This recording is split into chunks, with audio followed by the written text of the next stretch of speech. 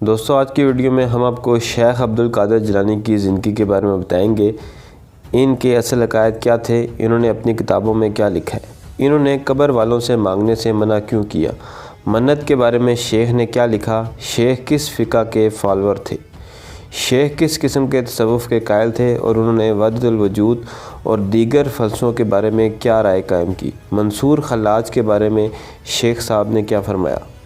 یہ اس سیریز کی پہلی ویڈیو ہے۔ بنیادی طور پر اس سیریز کا مقصد شیخ عبدالقادر جیلانی کی درست تصویر کو آپ کے سامنے واضح کرنا ہے۔ چلتے ہیں ویڈیو کی طرف۔ شیخ عبدالقادر جیلانی کا عقیدہ و مسلک اور ان کے عقیدت مندوں کی گلوکاریاں۔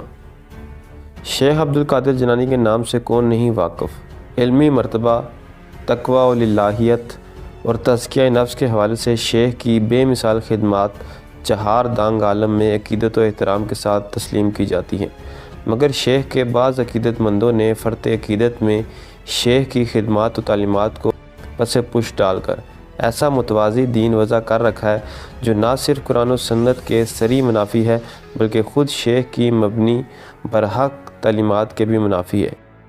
اس پر ترا یہ ہے کہ اگر ان عقیدت مندوں کو ان کی گلوکاریوں سے آگاہ کیا جائے تو یہ نہ صرف یہ کہ اصلاح کرنے والوں پر برہم ہوتے ہیں بلکہ انہیں اولیاء و مشائخ کا گستاخ قرار دے کر متون کرنے لگتے ہیں۔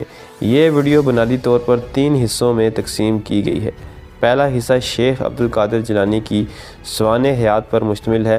دوسرے حصے میں شیخ کے عقائد و نظریات اور دینی تعلیمات کے بارے میں بحث کی گئی ہے، جبکہ تیسرے حصے میں ان غلط عقائد کی نشاندہی کی گئی ہے جنہیں شیخ کے بعض عقیدت مندوں نے شعوری یا غیر شعوری طور پر عوام میں پھیلا رکھا ہے۔ نمبر 1، شیخ کی سوانح حیات، ابتدائی حالات زندگی۔ شیخ عبدالقادر جیلانی کا پورا نام عبدالقادر بن ابی صالح عبداللہ بن جنکی دوست الجیلانی ہے، جبکہ آپ کی کنیت ابو محمد اور لقب محی الدین اور شیخ الاسلام ہے۔ صاحب شذرات نے آپ کا سلسلہ نسب حضرت حسن بن علی تک پہنچایا ہے۔ 1078 میں جیلان میں پیدا ہوئے۔ جیلان یا گیلان کو ویلم بھی کہا جاتا ہے۔ یہ ایران کے شمالی مغربی حصے کا ایک صوبہ ہے۔ اس کے شمال میں روسی سرزمین تالیس واقع ہے، جنوب میں برزقہ پہاڑی سلسلہ ہے جو اس کو آذربائیجان اور عراق عجم سے علیحدہ کرتا ہے، جنوب میں مازندان کا مشرقی حصہ ہے اور شمال میں بحر قزوین کا مغربی حصہ۔ وہ ایران کے بہت خوبصورت علاقوں میں شمار ہوتا ہے۔ علاقائی نسبت کی وجہ سے آپ کو جیلانی، گیلانی یا کیلانی کہا جاتا ہے۔ تعلیم و تربیت۔ شیخ صاحب کی ابتدائی تعلیم و تربیت کا تذکرہ کتب تواریخ میں نہیں ملتا، البتہ یہ بات مختلف مورخین نے بیان کی ہے۔ آپ 18 برس کی عمر میں تحصیل علم کے لیے بغداد روانہ ہوئے۔ امام ذہبی کا بھی خیال ہے کہ آپ نوجوانی کی عمر میں بغداد آئے تھے۔ علاوہ ازیں اپنے تحصیل علم کا واقعہ خود شیخ صاحب بیان کرتے ہیں۔ میں نے اپنی والدہ سے کہا مجھے خدا کے کام میں لگا دیجیے اور اجازت مرحمت کیجیے کہ بغداد جا کر علم میں مشغول ہو جاؤں اور صالحین کی زیارت کروں۔ والدہ رونے لگی، تاہم مجھے سفر کی اجازت دے دی اور مجھ سے عہد لیا کہ تمام احوال میں صدق پر قائم رہوں گا۔ والدہ مجھے الوداع کہنے کے لیے بیرون خانہ تک آئی اور فرمانے لگی، تمہاری جدائی خدا کے راستے میں قبول کرتی ہوں، اب قیامت تک تمہیں نہ دیکھ سکوں گی۔ حافظ ذہبی نے آپ کے شیوخ میں درجہ ذیل شیوخ کا بطور خاص تذکرہ کیا ہے۔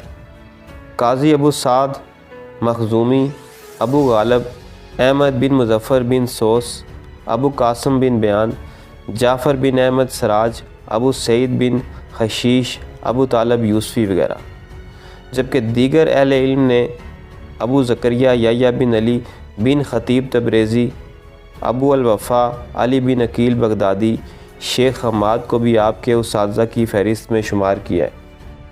شیخ کی اولاد۔ امام ذہبی شیخ عبدالقادر جیلانی کے بیٹے عبدالرزاق کے حوالے سے بیان کرتے ہیں کہ انہوں نے فرمایا، میرے والد کی کل اولاد 49 تھی، جن میں 27 بیٹے اور باقی سب بیٹیاں تھیں۔ شیخ کا حلقہ درس۔ شیخ نے تعلیم سے فراغت کے بعد دعوت تبلیغ، وعظ و نصیحت اور تعلیم و تربیت کو اپنی زندگی کا نصب العین بنا لیا۔ جس اخلاص کے ساتھ آپ نے یہ سلسلہ شروع کیا، اسی کا یہ نتیجہ ہے کہ اللہ نے آپ کے کام میں بے پناہ برکت ڈالی اور آپ کا حلقہ درس آپ کے دور کا سب سے بڑا تعلیمی و تربیتی حلقہ بن گیا، حتیٰ کہ وقت کے حکمرات، عمرا و وزراء اور بڑے بڑے اہل علم بھی آپ کے حلقہ وعظ و نصیحت میں شرکت کو سعادت سمجھتے، جبکہ وعظ و نصیحت کا یہ سلسلہ جس میں حلق کثیر شیخ کے ہاتھوں توبہ کرتی شیخ کی وفات تک جاری رہا۔ حافظ ابن کثیر شیخ کی ان مصروفیات کا تذکرہ کرتے ہوئے رقم طراز ہیں کہ آپ نے بغداد آنے کے بعد ابو سعید مخزومی حنبلی سے حدیث و فقہ کی تعلیم حاصل کی۔ ابو سعید مخزومی کا ایک مدرسہ تھا جو انہوں نے شیخ عبد القادر جیلانی کے سپرد کر دیا۔ اس مدرسے میں شیخ لوگوں کے ساتھ وعظ و نصیحت اور تعلیم و تربیت کی مجالس منعقد کرتے اور لوگ آپ سے مستفید ہوتے۔ تالیف و تصنیف: شیخ جیلانی بنیادی طور پر ایک مؤثر واعظ و مبلغ تھے، تاہم مورخین نے آپ کی چند تصنیف کا تذکرہ کیا ہے جس سے اندازہ ہوتا ہے کہ آپ صاحب قلم بھی تھے، مگر اس سے یہ غلط فہمی پیدا نہیں ہونی چاہیے کہ مورخین نے آپ کی جن تصنیف کا احاطہ کیا ہے وہ تمام فی الواقع آپ ہی کی تصنیف تھی، بلکہ آپ کی ذاتی تصنیف صرف 3 ہے، جبکہ باقی کتابیں آپ کے بعض شاگردوں اور عقیدت مندوں نے تالیف کر کے آپ کی طرف منسوب کر رکھی ہیں۔ اب ہم ان کتابوں کا اختصار سے جائزہ لیتے ہیں۔ نمبر 1، غنیات الطالبین۔ اس کتاب کا معروف نام تو یہی ہے، مگر اس کا اصل نام اور بذات خود شیخ کا تجویز کردہ نام یہ ہے: الغنیات الطالبین طریق الحق۔ یہ کتاب نہ صرف یہ کہ شیخ کی سب سے معروف کتاب ہے، بلکہ شیخ کے افکار و نظریات پر مشتمل ان کی مرکزی تالیف بھی ہے۔ دور حاضر میں بعض لوگوں نے اسے شیخ کی کتاب تسلیم کرنے سے انکار یا تردد کا اظہار کیا ہے، لیکن اس سے مجال انکار نہیں کہ یہ شیخ ہی کی تصنیف ہے۔ حافظ ابن کثیر نے بھی اپنی تاریخ میں اور شیخ ابن تیمیہ نے اپنے فتاوی میں اسے شیخ کی تصنیف تسلیم کیا ہے۔ نمبر 2، فتوح الغیب۔ یہ کتاب شیخ کے مختلف مواعظ مثلا توکل، خوف، امید، رضا، احوال نفس وغیرہ پر مشتمل ہے۔ یہ بھی شیخ کی کتاب ہے، جیسا کہ حافظ ابن کثیر فرماتے ہیں۔ شیخ عبد القادر جیلانی نے غنیات الطالبین اور فتوح الغیب لکھی ہے۔ ان دونوں کتابوں میں بڑی بڑی اچھی باتیں ہیں، تاہم شیخ نے ان کتابوں میں بہت سی ضعیف اور موضوع روایات بھی درج کر دی ہیں۔ نمبر 3، الفتح الربانی۔ یہ کتاب شیخ کے مختلف مواعظ پر مشتمل ہے، یہ بھی شیخ کی مستقل تصنیف ہے۔ نمبر 4، الفیوزات الربانیہ۔ اس میں مختلف ورد و وظائف جمع کیے گئے ہیں، اگرچہ بعض مورخین نے اسے شیخ کی طرف منسوب کیا ہے، مگر فی الحقیقت یہ آپ کی تصنیف نہیں، بلکہ اسے اسماعیل بن سید محمد القادری نامی ایک عقیدت مند نے جمع کیا ہے، جیسا کہ اس کے مطبوعہ نسخے سے اس کی تائید ہوتی ہے، اور ویسے بھی اس میں ایسے شرکیہ وظائف، ورد اور بدعات و خرافات پر مبنی اذکار ہیں کہ جس کا صدور شیخ سے ممکن ہی نہیں۔ الاوراد القادریہ۔ یہ کتاب بھی بعض قصائد اور وظائف پر مبنی ہے، اسے محمد سالم بواب نے تیار کر کے شیخ کی طرف منسوب کر دیا، حالانکہ اس میں موجود شرکیہ قصائد ہی اسے شیخ کی تصنیف قرار دینے سے مانع ہیں۔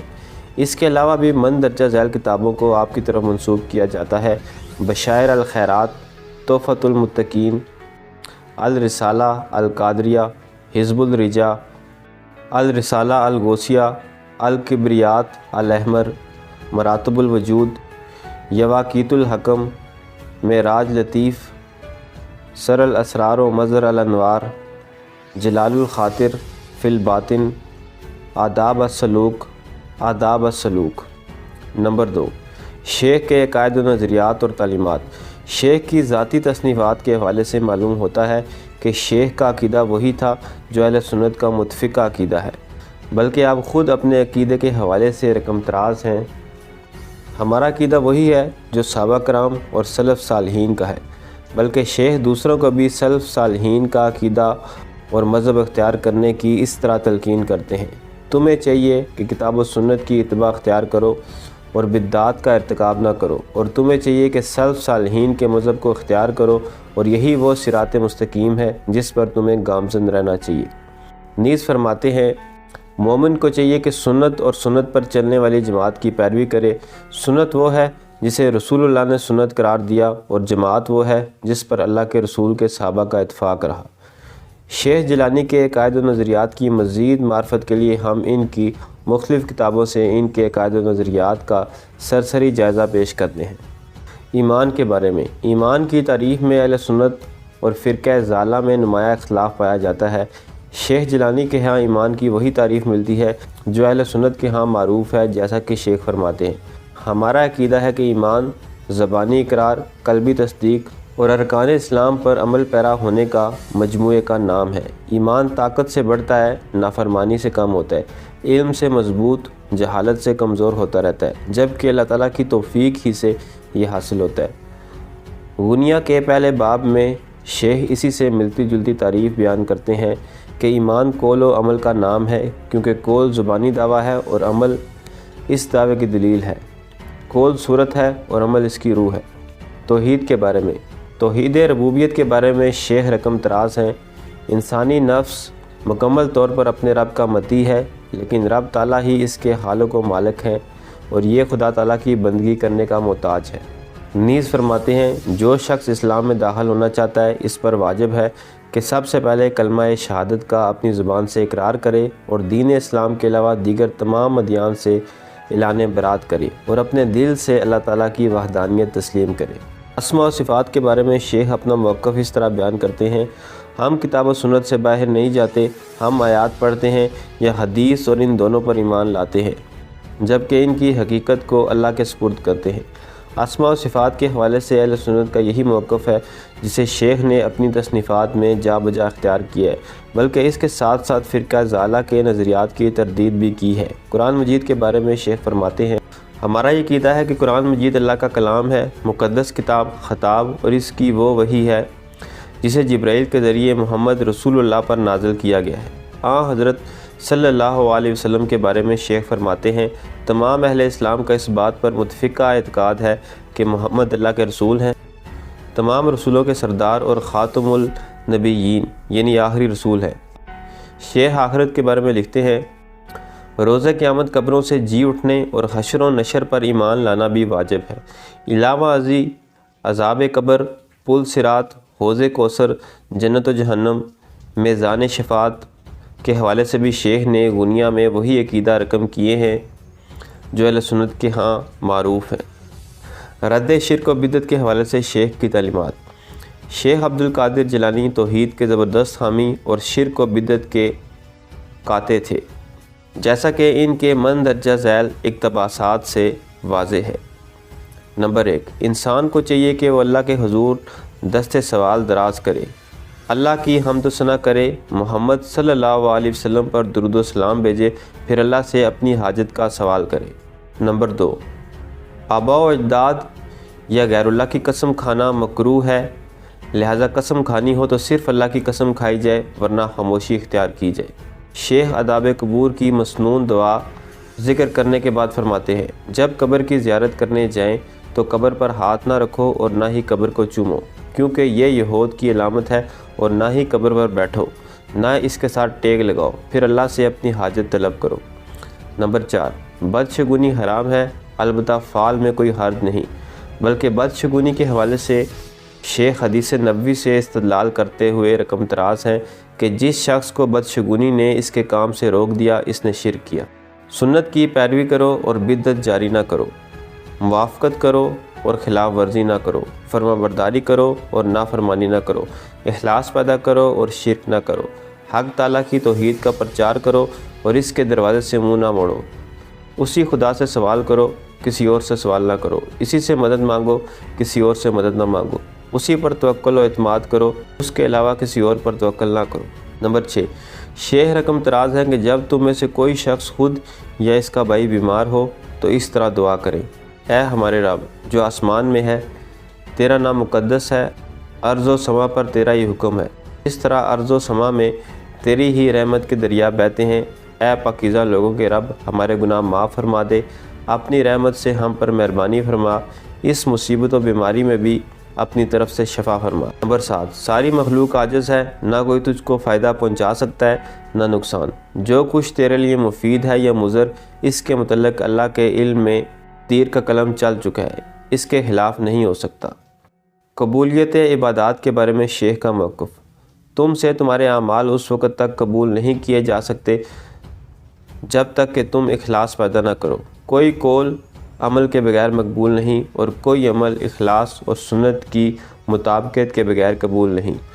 خلاصہ بحث اور شیخ الاسلام ابن تیمیہ کی گواہی: مندرجہ ذیل اقتباسات کے سرسری مطالعے سے کم از کم یہ اندازہ ضرور ہو جاتا ہے کہ شیخ جیلانی سلفی العقیدہ تھے۔ ان کی مزید تائید اس بات سے بھی ہوتی ہے کہ شیخ نے اپنی کتاب غنیۃ الطالبین میں تمام فرقے ضالع کی بھرپور تردید کی ہے۔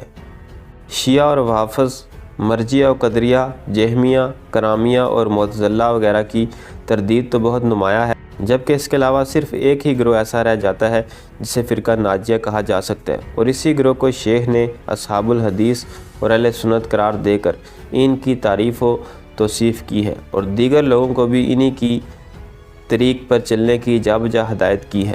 لہٰذا اب یہ فیصلہ کرنا مشکل نہیں کہ شیخ صحیح العقیدہ مسلمان تھے۔ اگر شیخ جیلانی کے عقائد و نظریات میں کوئی بگاڑ ہوتا تو ابن تیمیہ ان کی ضرور نشاندہی اور تردید فرماتے، مگر اس کے برعکس ہم دیکھتے ہیں کہ ابن تیمیہ نے شیخ جیلانی کا نہ صرف ذکر خیر فرمایا ہے بلکہ انہیں اکابر الشیوخ، شیخ الامام بھی شمار کیا ہے۔ یہاں یہ بات بھی واضح رہے کہ شیخ جیلانی کی کتابوں کے حوالے سے کچھ اعتراضات موجود ہیں جن کا ذکر آگے چل کر کیا جائے گا۔ فقہی مسلک: آپ کے بارے میں اہل علم نے متفقہ طور پر یہ رائے ظاہر کی ہے کہ آپ فقہی مسائل میں حنبلی المسلک تھے۔ خود شیخ کے درجہ ذیل اقتباسات سے یہ واضح ہوتا ہے کہ وہ فقہی مسائل میں امام احمد بن حنبل کے پیرو تھے۔ امام کے لیے یہ جائز نہیں کہ وہ بالکل محراب کے اندر اس طرح گھس کر کھڑا ہو کہ مقتدیوں کی نظر ہی سے اوجھل ہو جائے، بلکہ اسے چاہیے کہ محراب سے قدرے باہر ہو کر کھڑا ہو۔ اور ہمارے امام احمد بن حنبل سے اس مسئلے میں ایک دوسری روایت یہ بھی ہے کہ امام کا محراب میں کھڑا ہونا مستحب ہے۔ امام شعرانی نے یہ رائے ظاہر کی ہے کہ شیخ امام احمد اور امام شافعی دونوں ہی سے متاثر تھے اور ان دونوں اماموں کے مسلک پر فتویٰ دیتے تھے، مگر مذکورہ اقتباسات سے آپ کا حنبلی المسلک ہونا ہی ثابت ہوتا ہے۔ نیز یہ غلط فہمی پیدا نہ ہو کہ شیخ بھی بعض متعصبین کی طرح اپنے امام کے اندھے مقلد تھے، بلکہ آپ کی تقلید کا دائرہ صرف وہاں تک تھا جہاں تک قول امام شرعی نصوص سے متعارض نہ ہوتا، جبکہ ایسے تعارض کی صورت میں آپ حدیث نبوی ہی کو ترجیح و فوقیت دینے کے قائل تھے، جیسا کہ موصوف غنیۃ الطالبین میں رقم دراز ہے۔ صالحین، علماء و مشائخ کے افعال و اعمال کو پیش نظر نہ رکھا جائے، بلکہ اس چیز کو پیش نظر رکھا جائے جو آن حضرت سے مروی ہے، اور اسی مروی پر اعتماد کیا جائے، خواہ اس طرح کرنے سے کوئی شخص دوسرے لوگوں سے ممتاز و منفرد ہی کیوں نہ ہو جائے۔ شیخ جیلانی اور زہد تصوف: تصوف کے حوالے سے یہ بات واضح ہے کہ حلول، وحدت الوجود اور وحدت الشہود وغیرہ کے وہ نظریات جو متاخر صوفیہ کے ہاں پائے جاتے ہیں، متقدمین کے ہاں ماسوائے منصور خلاج کے ان کا واضح سراغ نہیں ملتا۔ یہی وجہ ہے کہ متقدم صوفیہ کے مستند حالات اور ان کی تصنیفات سے ان کے صحیح العقیدہ ہونے کا واضح ثبوت ملتا ہے۔